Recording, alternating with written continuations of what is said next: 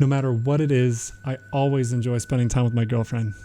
However, my favorite thing to do is to play games together. And our number one go-to game is none other than 7 Days to Die. The title spells out the main gameplay loop, that being a 7-day cycle. On the 7th night, there is a blood moon that brings said zombie horde. So you spend those 6 nights and 7 days doing all you can to prepare yourself and your base for the inevitable. Don't let the title scare you away from giving it a try, however. Sure, there's zombies, like a lot of zombies, but it's also a survival game. Actually, you know what? I'll give you a quick taste of what the game is like.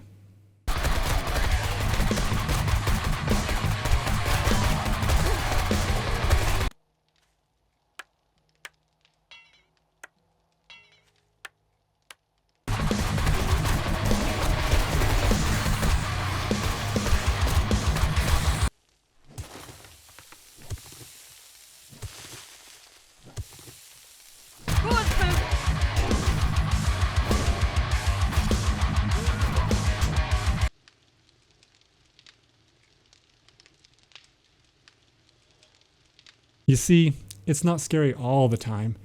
You still got plenty of monotony to relax to. But right now, we are not in a spot to be relaxing. Without getting too into the weeds here about how 7 Days handles game difficulty and scaling, the important thing to remember is that every 5th blood moon, things get more difficult. And if you can't tell by the day at the top, we just experienced that 5th blood moon. And by the state of the wall, we were not prepared at all. I'll admit, our base is far from optimal, let alone pretty. However, the wall and spike pit works well enough. Now that the early game is over, wood spikes and regular stone ground is no longer going to keep zombies out of our base, which is pretty evident considering the damage they did to the actual base. The wall is sacrificial. It's supposed to slow down the horde just enough so that we can thin them out, with those that get through dying on the spikes. Now that there are higher tier zombies with more health and strength, those wooden spikes might as well not be there, as you can see by those giant gaps in the spikes. What's worse is that they have burrowed through the stone ground and into our safe room we dug under the base. Our early game setup is going to need some changes. We've already burned 2, almost 3 of our 7 days. But we both lack the loot and special skills to do everything that we need, so we'll need to get lucky with particular loot in order to properly defend our base. So the plan is to hit up a few high tier loot areas in hopes we get what we are after. But first, we need to do our best to prepare for those areas. High tier loot means high tier difficulty. First, I'll take advantage of my recent mastery of armor crafting and our stash of loot, and craft us both maxed out sets of gear.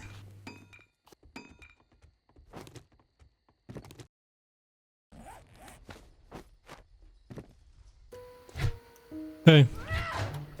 Huh? You ready to go? Yeah.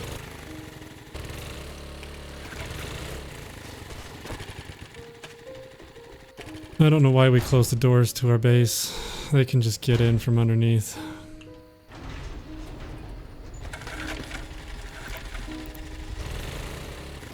Ooh, but there's this house. I know, and it looks great. Let's take a look. Hangman's Retreat.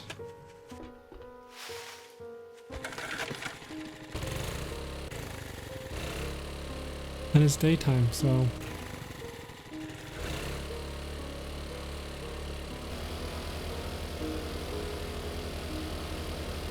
Yeah, where we're going is called the Minotaur's Theater. Why is it called that? Well, we'll just have to find out. But I hear it's fun. I'm scared. You should be. Everything I've heard about it recommends that you, stealth it. I haven't bought into stealth. Neither Like, have if I. at all.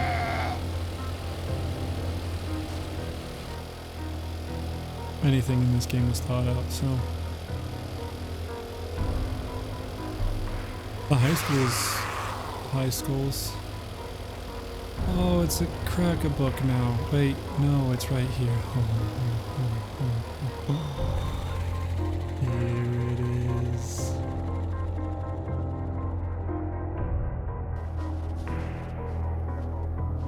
You ready to go in?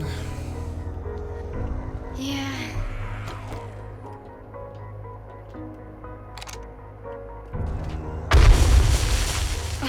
Oh my god. Oh my god. I'm so glad I just happened to be staring at that when that happened. So there's another one over here.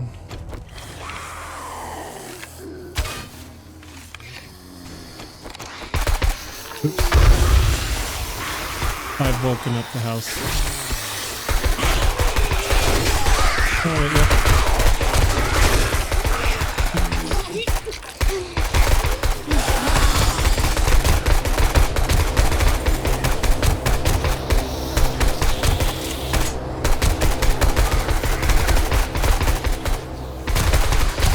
I'm gonna bleed out. Yeah.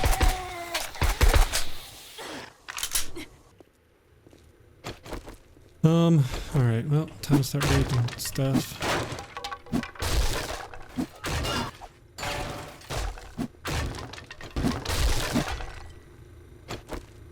Well, here's the loot room. Oh.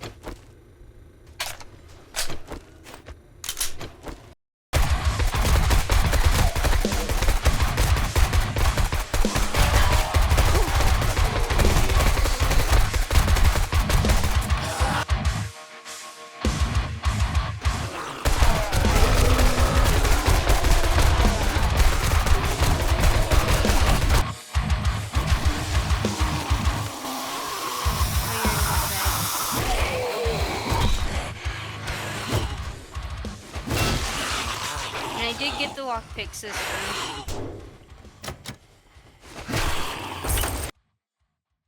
There's more. Ooh! Sorry! Me! Oh my god.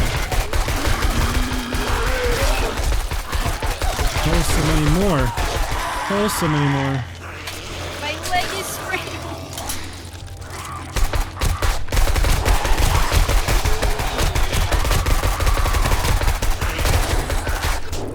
Oh, and Tomato died. Back up. I'm backing up. Sorry. This is like how I Oh, my gun's broken.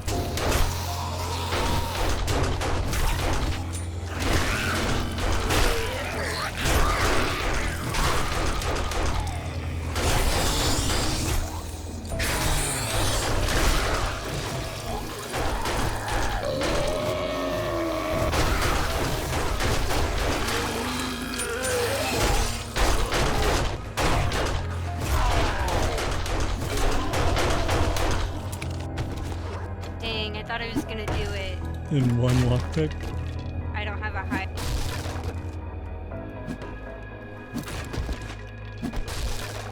Put your lockpicks in that last box. Oh, I gotcha.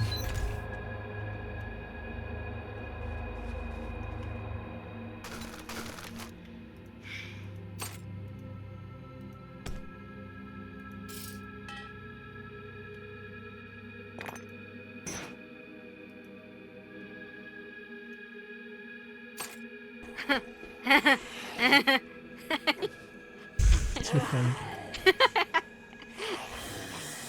Oh shit! Holy cow, I can't get in.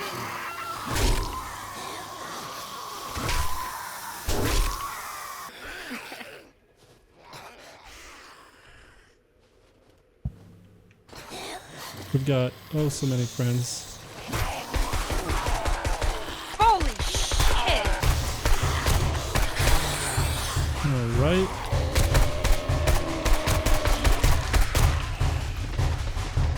I died.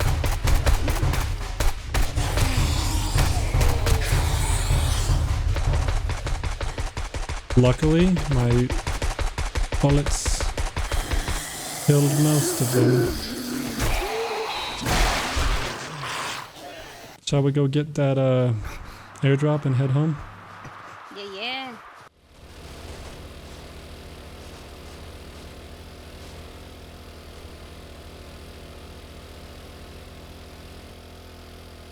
Is our airdrop in the middle of this base? Oh, this is the trader. Oh, Oh! sweet. Trader Hugh. We found you. May I see your inventory? What is this, a tea party? Just look. What is this, a tea party? Oh, is this... Wait, we got bellows already. We need... Do you have a crucible by chance? You do know I want there's the a giant zombie apocalypse out there, right? Trader Hughes is closing soon, so get your shit and get out. Okay. Airdrop. Did you already get it? Yeah. Oh, sweet. Home then. It was on the inside of the thing, so even if it... Oh, it's a good thing you got it first then. Yeah. Ooh. Holy cow.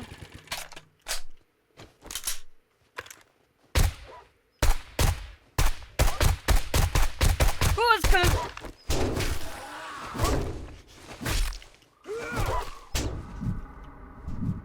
Oh my god.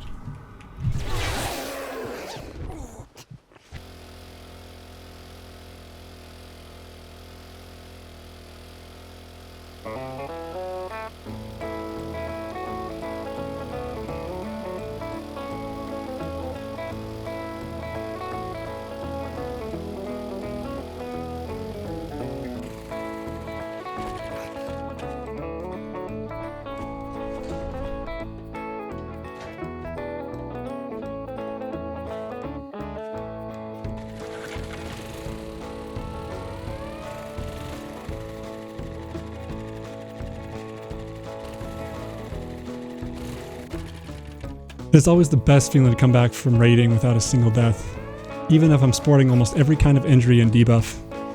It's just the perfect time to spend fixing up the base. I'll spare you just how awfully grindy the building and terraforming is in this game. However, I had to do it in real time, so I hope you can at least appreciate that I put it at 500 times speed and edited it down. Here, I am doing everything I mentioned in the beginning of the video. I am completely removing all of the useless wooden spikes, while off screen, I'm smelting scrap iron into iron bars, while also having our workbench pump out iron spikes. If you don't put perk points into the crafting skills, everything costs a lot of resources. Not to mention that it takes forever. To craft enough iron spikes to fill our moat of sorts would take 3 real-life hours without any perks. I know this, as this is why we inevitably don't have enough in time for the Blood Moon. At the very least, resource deposits are pretty easily spotted on the in-game map, but that's really where the convenience ends. I came over to this fresh iron vein to replenish the stupid amount of iron being spent on spikes. If it wasn't for my girl watching Better Call Saul with me, I would have lost my mind mining all of this iron. It took a little under an hour to collect the 6 stacks of scrap iron from this pit.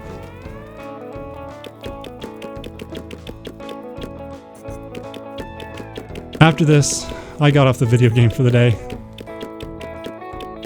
On our next play session, the first thing we did like last time was hit up a high difficulty point of interest. This time was the Shotgun Messiah factory. I wanted to include it in the video. The building was so massive, so complex, and packed to the brim with zombies, it took us a little over an hour to completely clear it and get to the loot stash. We really got lucky at the theater and the factory, as the big chest had 2 SMG turrets in each. That's what those red boxes were. Don't worry, I know I didn't take it in the clip, I did come back for it. In fact, they were exactly what I was looking for when going to these places. That is, next to the magazines. That's what I was always taking throughout the video. Those are the special skills I was referring to. It's kind of a weird system. Your character levels up and there's all sorts of skill trees, but all of the different crafting recipes are locked behind finding these magazines. At least the companion skills you can spend perk points on increase the chances of finding the different types of magazines. The evening of the Blood Moon, we were headed back from the Shotgun Messiah factory. I decided to take a detour to Trader Hugh because he had an anvil, which greatly reduces the time to smelt iron ingots. However, it put me back at the base later than I wanted to be. Luckily, my girl went straight back to the base from the factory and started putting up the iron spikes that had crafted while we were away. Though, I was in a bit of a rush to get the electricity set up for the turrets. One funny detail here. As I'm running around setting these guys up, I forget to lock the ammo. Which, in the minds of the turrets, if I don't lock the ammo, they're basically empty. I didn't notice this, so for the first few waves of the Blood Moon, they didn't do anything. Despite that, all four ended up shooting every last round I gave them.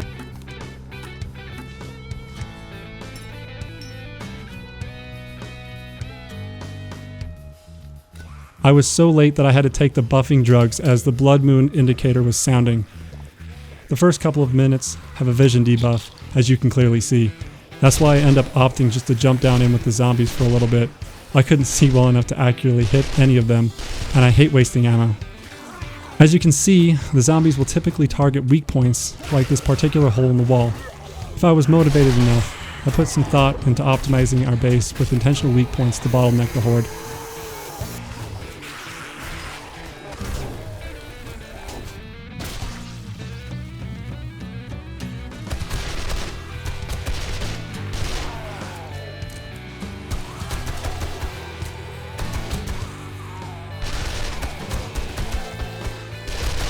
What was super nice this time around is that we had those turrets. We actually ended up killing the last horde incredibly fast. Normally, they keep coming right up until the clock hits 4 AM, which, that is what that beautiful piano sound is indicating. Success! And another Blood Moon survived. Checking out the aftermath, I'm not all surprised about the wall. As I mentioned earlier, it's more to slow the zombies so that we can get to them before they touch our base. Though I am surprised and grateful to how well the iron spikes held up. Of course, there is that one spot I knew they target, but one block being broken is better than an entire burrow dug into the side.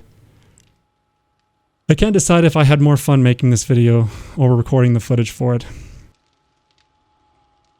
I hope you enjoyed our shenanigans across the world of 7 Days to Die. Thank you for watching.